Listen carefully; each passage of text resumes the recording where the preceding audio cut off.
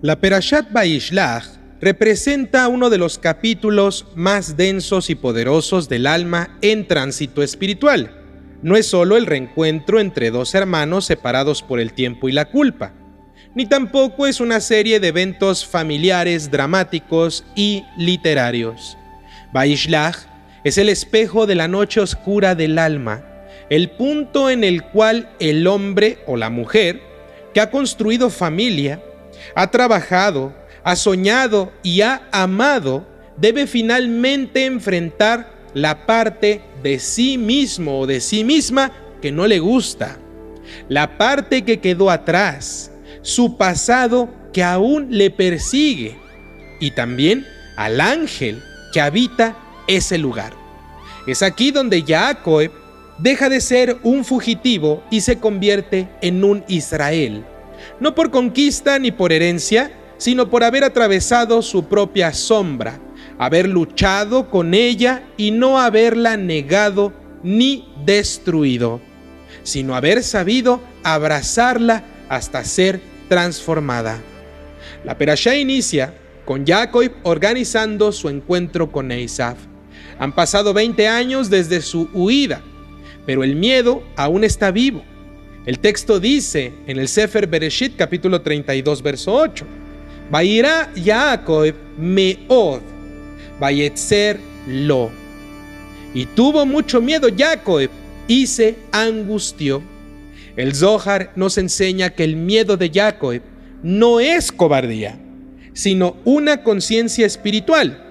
Él no teme solo a Esav, sino a la posibilidad de que su tikún no haya sido suficiente, de que sus méritos no le alcancen, de que el pasado, aún no rectificado del todo, lo alcance como un Esav armado. El miedo, cuando es profundo, no es animal, es metafísico.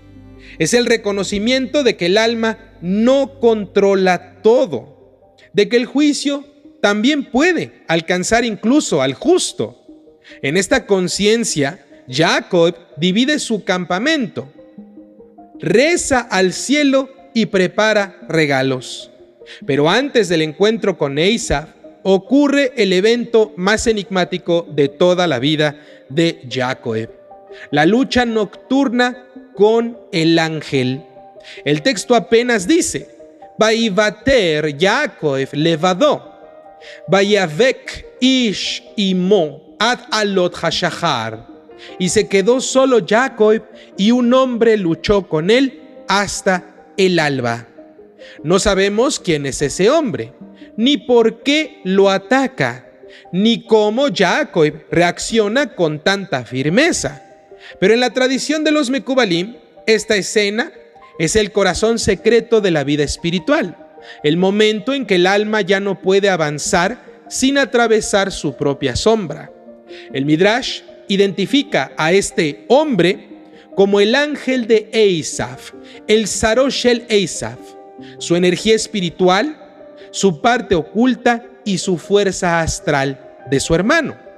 Pero místicamente este ángel es el alter ego de Jacob, la proyección arquetípica de su conflicto interior, de su culpa, de su miedo, de su animalidad aún no purificada. Por eso la lucha no es externa. De hecho, no hay testigos, no hay palabras, simplemente el cuerpo es el que se enfrenta.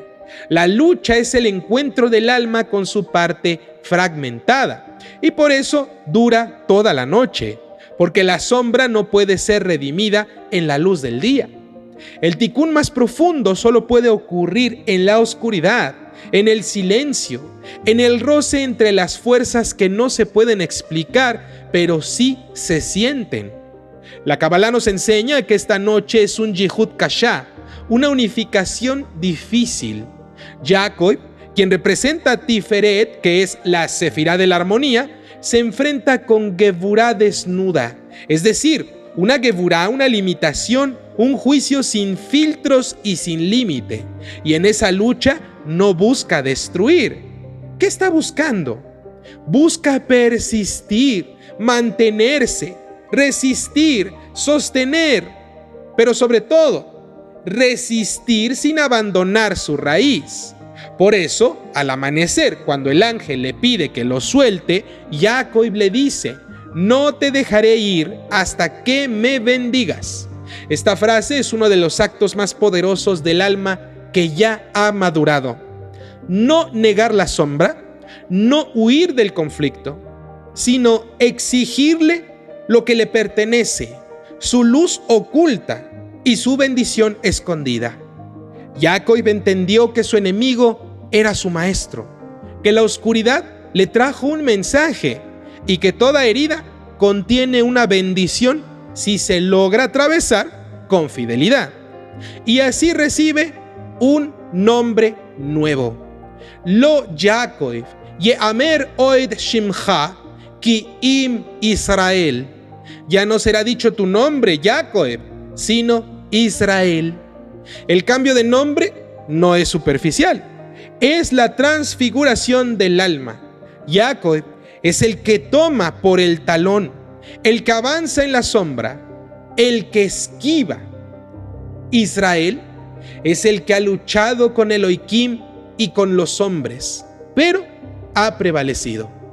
Este pasaje místico indica que el alma no alcanza su nombre esencial hasta que haya atravesado su noche más larga, hasta que ha enfrentado por fin su propio juicio, su Eisaf interior, su alter ego, su demonio ancestral. Pero la bendición tiene un precio, queridos alumnos. El ángel le disloca la cadera. Aparentemente vemos una pérdida, una desgracia. Desde entonces, Jacob cojea. El Talmud nos dice que este evento explica la prohibición de comer el nervio ciático. Pero, más allá de eso, en términos internos y reveladores para nosotros, en el modelo de estudio académico que les estoy transmitiendo, es más que una lesión física. Es el signo de que todo encuentro verdadero con lo divino siempre nos va a dejar una marca. El alma que ha luchado con su sombra no va a poder quedar intacta. Va a caminar distinto. Ya no va a correr, ya no va a huir, claro, pero su andar va a llevar memoria. Memoria de la lucha, memoria de lo que ha sucedido, de lo que ha logrado trascender. ¿Por qué? Porque el tzadik no es el que nunca cayó, no es el que nunca pecó, no es el que nunca hizo el mal, sino el que cojea con santidad. Es decir, no es el que nunca se cayó, sino el que aprendió a levantarse y aún con su dolor, cojea y sigue caminando, pero ahora en santidad por todo lo aprendido. Luego de este evento, Jacob ve a su hermano Eisaf. ¿Y qué creen? Ocurre un milagro. Eisaf corre a su encuentro, lo abraza y lo besa. El Midrash debate si fue esto algo sincero o había una cuestión ahí mentirosa. Les recomiendo ver la serie de los Midrashim del Sefer Bereshit para esclarecer esto. En el plano físico, lo importante es que la sombra ya fue integrada. El pasado ya no puede amenazar. El alma que se reconcilió consigo misma puede abrazar lo que antes temía.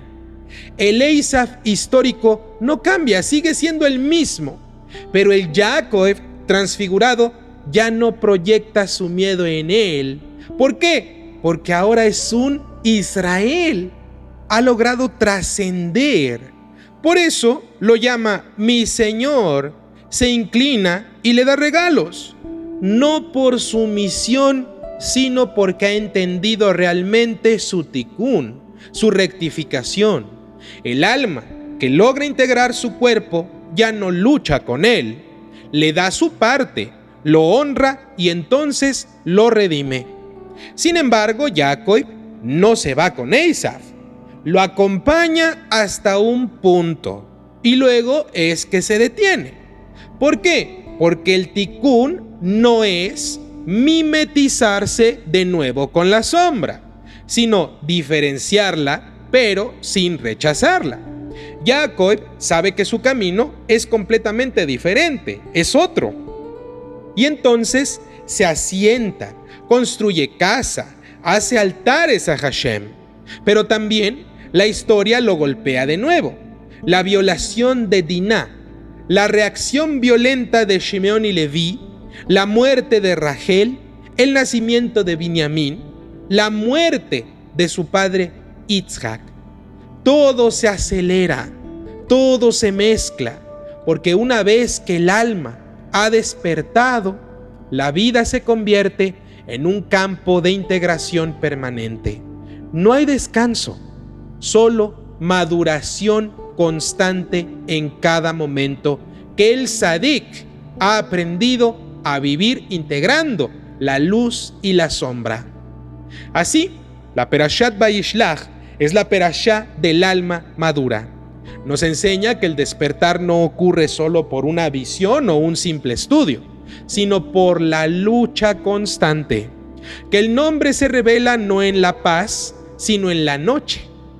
La sombra no se debe evitar, se bendice. La herida no es fracaso, es señal de haber estado en la presencia. Y sobre todo nos está enseñando que el tikkun final no es destruir al Esav interior, sino aprender a mirarlo a los ojos, ofrecerle regalos y seguir adelante con una luz que ahora cojea, pero que camina con verdad.